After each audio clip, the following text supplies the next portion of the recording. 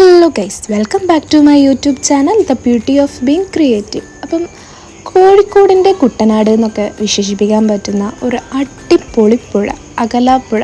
അവിടെ പോയതിൻ്റെ ചെറിയ ഷോർട്സാണ് കേട്ടോ ഇത്. അപ്പോൾ ഒരു 4-4:30 വരെ നമ്മൾ അവിടേക്ക് പോയി. കൊയിലാണ്ടിയിൽ നിന്ന് ഒരു അരമണിക്കൂർ അത്രയേ ഉള്ളായിരുന്നു. പിന്നെ പാഡൽ ബോട്ടാണ് ചൂസ് ചെയ്തത്.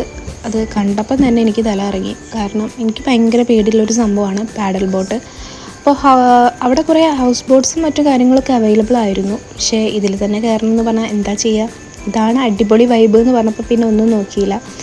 പിന്നെ കയറുമ്പോൾ ആ ചേട്ടനോട് അഥവാ മുങ്ങി പോവുകയാണെങ്കിൽ ഒന്ന് വന്ന് രക്ഷിച്ചേക്കണേ എന്നൊക്കെ പറഞ്ഞിട്ടാണ് ഞാനിതിൽ വലതുകാലി വെച്ച് കയറിയത്.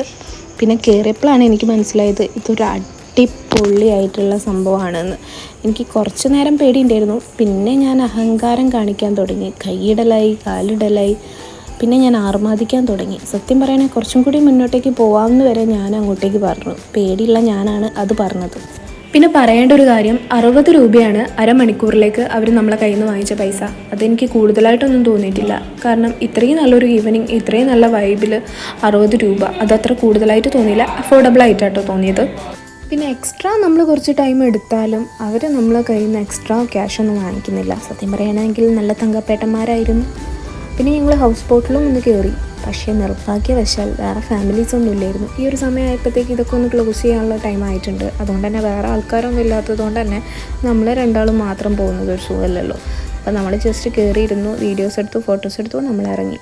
ശരിക്കും പറയുകയാണെങ്കിൽ നല്ല അടിപൊളി വൈബാട്ടോ. ഈ ഒരു സ്ഥലത്ത് ഇത്രയും ഹൗസ് ബോട്ട്സ് ഉണ്ട് എന്നൊക്കെ ഉള്ള കാര്യം ഞാൻ ആദ്യമായിട്ടാണ് അറിയുന്നത്. കുറച്ച് മുന്നേ ഇതിൻ്റെ ഇതൊക്കെ തുടങ്ങിയിട്ടുണ്ട് തോന്നുന്നു. പക്ഷെ നമ്മളിപ്പം ഇവിടെ വന്നപ്പോഴാണ് ഇത്രയും ഹൗസ് ബോട്ട്സൊക്കെ ഇവിടെ ഉണ്ടെന്ന് മനസ്സിലായത്. പിന്നെ നമ്മൾ ഫുഡ് കഴിക്കാൻ പോയി. ഈ ഒരു ഷേക്ക് കഴിച്ചതിൻ്റെ ജലദോഷം 2 ദിവസം ഉണ്ടായിരുന്നു. പിന്നെ ഫുഡൊക്കെ കഴിച്ചു.